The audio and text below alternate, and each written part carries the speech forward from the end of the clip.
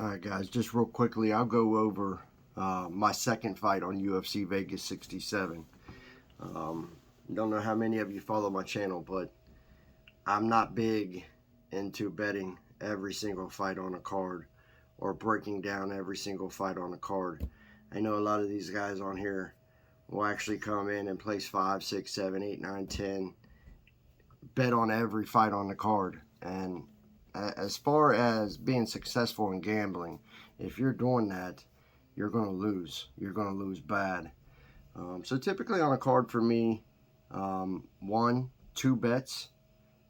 3 is extreme. I like to just stay with 1 if I can. There's often opportunity that I see that will make me go after a second bet and even a third bet. But I have to feel that the opportunity's there, right? When you look at UFC Vegas 67, guys, for the most part, you got a bunch of big favorites. About half the card is huge favorites, like dog or pass situations. The second bet that I'm going to make on this card is I'm going to take Damon Jackson over Dan Ige. And I'm going to tell you why I'm going to do that. I'm going to do that because I feel that, here's how I feel this fight's going to go. I feel that there's going to be an exchange for about a round. Maybe a little bit into the second round on the feet. Maybe a little bit of clinching. And then from there, I feel that Damon Jackson has the size and height advantage, where he's going to be able to get Ige down and do something very similar to what the Korean Zombie did to him. In fact, if I was Jackson, I would take the exact same blueprint. Triangle body lock.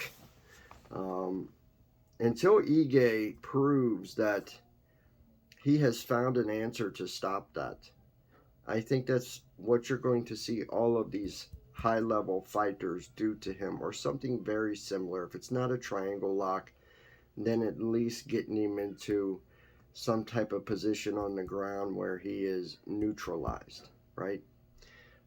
But the body lock is favorable, and I look for Damon Jackson. The triangle body lock is favorable, and I look for Damon Jackson to take the same path that Samsung Jung did here.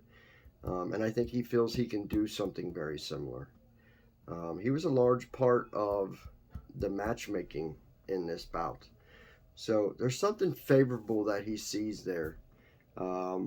At plus 102, I'm going to go ahead and take him. The only thing he needs to watch out for, in my opinion, in this fight is some type of wild bomb from Ige that puts him to sleep. Outside of that, he should be able to work the outside and get in and then clinch up and kind of take Ige to the ground once he loses a little bit of that fertility in his shots. Once he loses a little bit of that muster. So, second bet for this card, Damon Jackson to win straight up.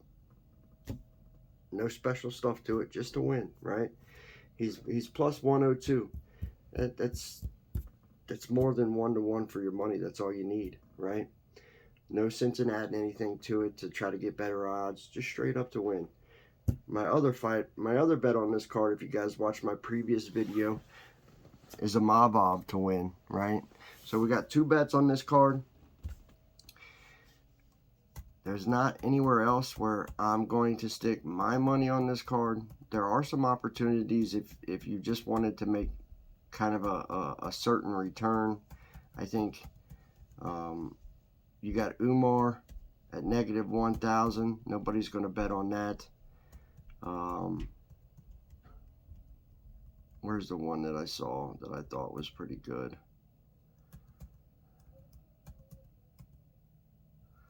Hold on here.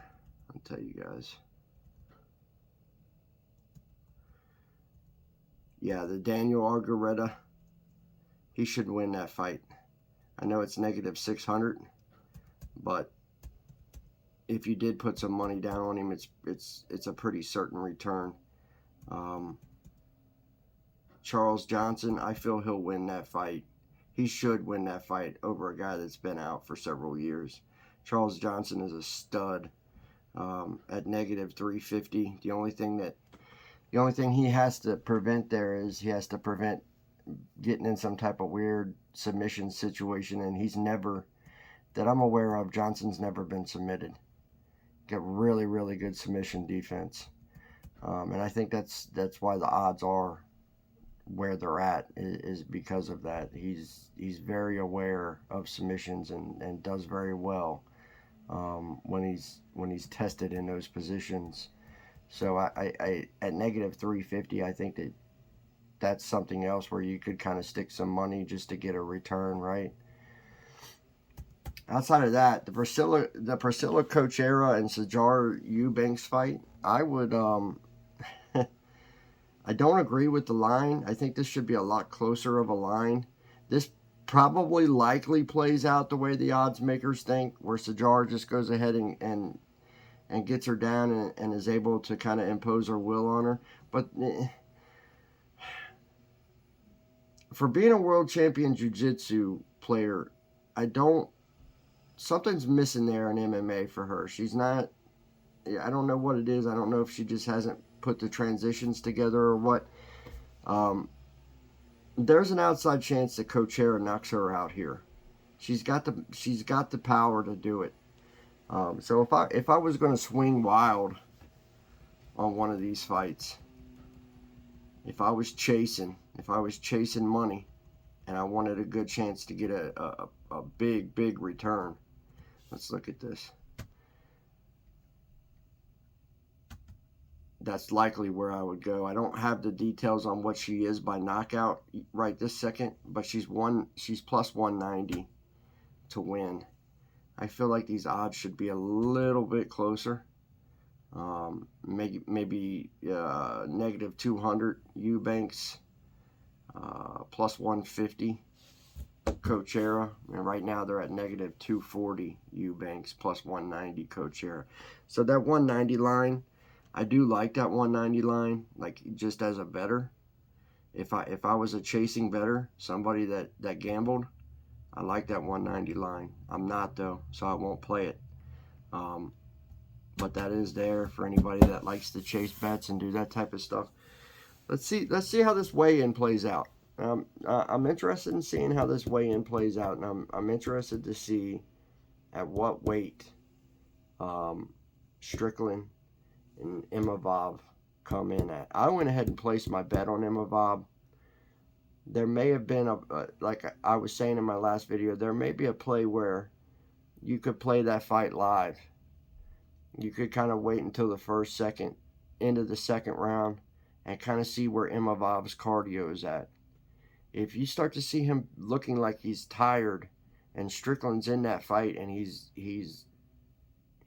in that fight, he's not hurt, he's not compromised, it might be a good time to lay on Strickland. I don't think that's going to be the case. I think that Strickland's going to get hurt in this fight. I think he's going to find out. I think this is the fight that's finally going to wake him up to the fact that he has to be more well-rounded to compete with these guys, because Imavov's the real deal. He's the real deal. He's not somebody I would have took a fight with on short notice. That's it for now. Let's see how this weigh-in plays out tomorrow. Check out MMAFightBet.com. Like, subscribe to the channel. Remember, don't go chasing bets, guys. Don't go doing this 9, 10, 11, 12 bets on a card. You're throwing away your money. 1 bet, 2 bet, straight bets to win. Don't chase. Don't do all these parlays and stuff, right? Look, if you need a good sports book, Bovada is what I use. They're top notch. I'm going to leave a link in the description of this video where you can get a $250 deposit bonus. See you.